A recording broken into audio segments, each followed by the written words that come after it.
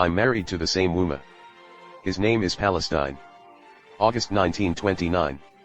Arafat was born a Sunni Muslim in Jerusalem. His father was a successful businessman. His mother, Zaywa, was from a prominent family in the Holy City. Claiming to be a direct descendant of the Prophet Muhammad.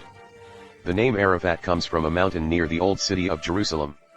It signifies the auspiciousness of the divine word. Arafat's childhood was not a happy one. His mother died when he was 4.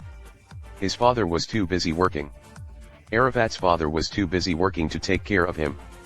Arafat stayed at his uncle's house for a long time. Without parental care, Arafat was withdrawn and baby fat. He was often teased by his classmates. In 1948, the First Middle East War broke out. 19-year-old Arafat took up arms and went to the front to join the war against Israel. Arafat's lifelong struggle for the liberation of Palestine began. Arafat's bravery led to the destruction of an Israeli tank. After the war, Arafat entered the civil engineering department of Cairo University. The resistance to Israel went underground. Here Arafat not only organized a series of student movements. Arafat joined the Palestinian Student Union, a military training camp. Arafat, who was a popular figure, was often the subject of arrest by the Israeli police. In addition to this, Arafat founded an organization called the Palestinian Student Union.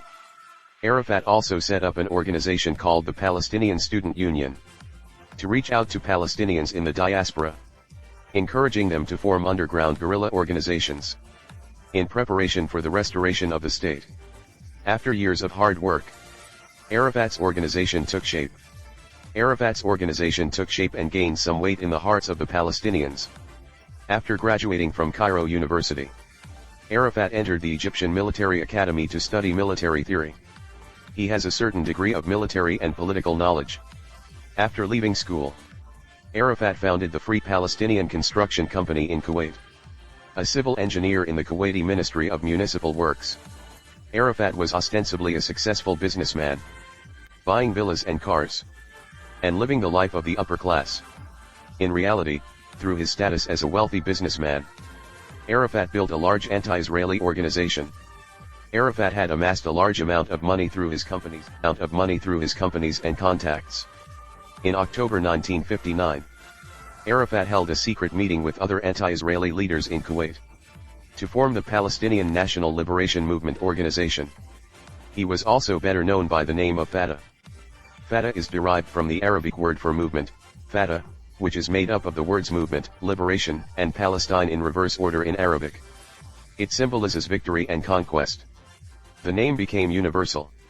In 1965, when the time was right, Arafat's Palestinian guerrillas fired the first shots in the armed struggle against the Israeli occupation.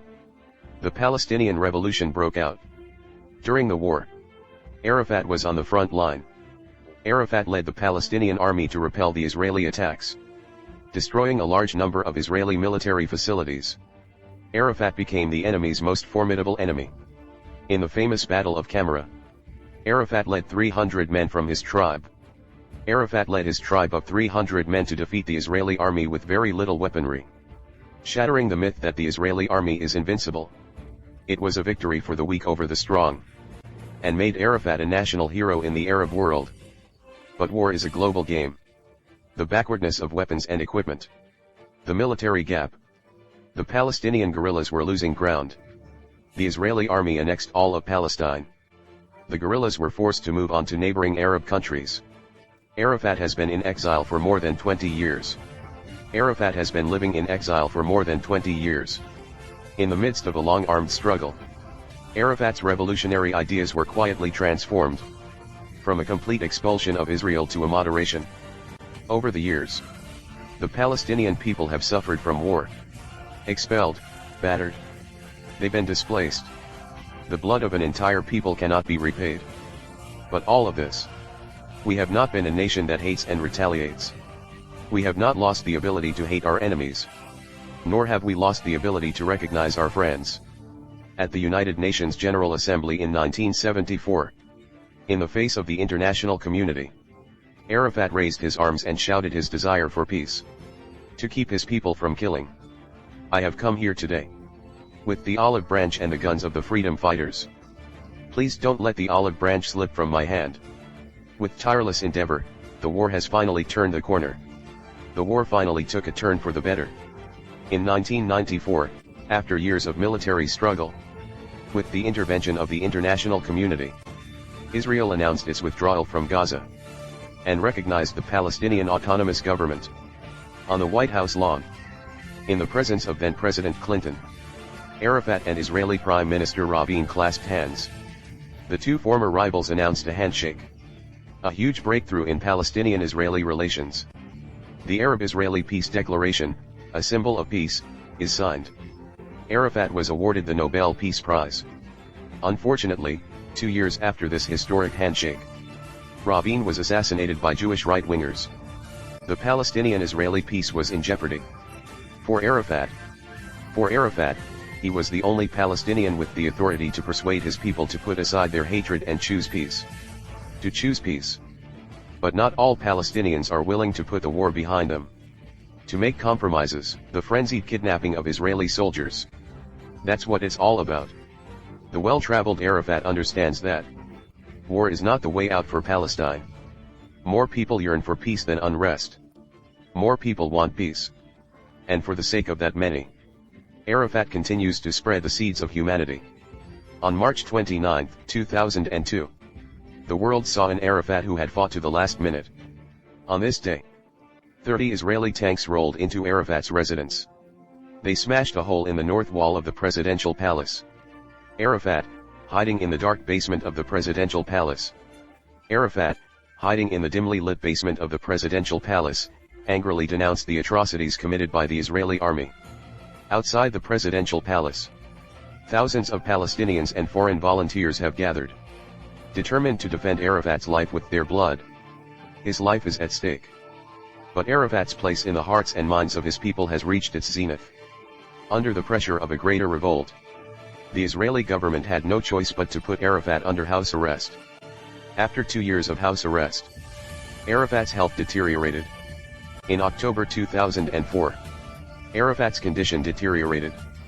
With Israel's permission, Arafat, determined not to leave Palestinian soil for the rest of his life. For the first time in 4 years, Arafat left his residence. He was flown to Paris for treatment. But in the end, the disease was too much for him. He died in his homeland. Arafat's life has been a dramatic one. Arafat, known as the immortal bird of the Middle East, still fell under the hunter's gun. The Middle East has always been an unstable place. The Middle East has always been an unstable place. Danger is everywhere. During his years in politics, countless assassinations, unexpected disasters. The excitement is like a Hollywood blockbuster. Arafat has had many close calls with the Grim Reaper. But each time, Arafat was lucky enough to survive. Arafat was lucky enough to escape with his life. In early 1969, a Mossad mole planted a bug and a radar transmitter under Arafat's car. Arafat's car, in an attempt to target Israeli bombers. The cautious Arafat found out what was going on. Arafat's intuition from his early days as an engineer. Arafat's intuition as an engineer in his early days. Arafat's intuition, from his early days as an engineer. Arafat's intuition from his early days as an engineer led him to the source of the trouble. His most bizarre encounter was a plane crash in 1992. Arafat was traveling on an Algerian civilian flight to the Sahara region of Libya. Arafat was traveling on an Algerian civilian flight to the Sahara region of Libya to inspect a Palestinian guerrilla camp. But en route, the plane was hit by a massive dust storm. It lost contact with the ground. The plane was broken into 3 pieces by the storm. The world was shocked by the news. Just when everyone thought Arafat was dead, Arafat rose from the dead. Arafat's life was so hard that he couldn't escape Israeli house arrest. A dark green suit. A pistol at his waist. Arafat always wore a black or red and white scarf around his head. Arafat has always appeared to the world with this face. Arafat explains the meaning of the turban. Arafat explains. The black color represents the farmers of Palestine. The red and white squares represent the Bedouins in the desert. And white is for the people who live in the cities. One wonders if the now troubled Palestine will ever miss this red-blooded man who made Palestine his #1 priority. If you enjoyed today's content, Please click the subscribe button so you won't miss our exciting future videos.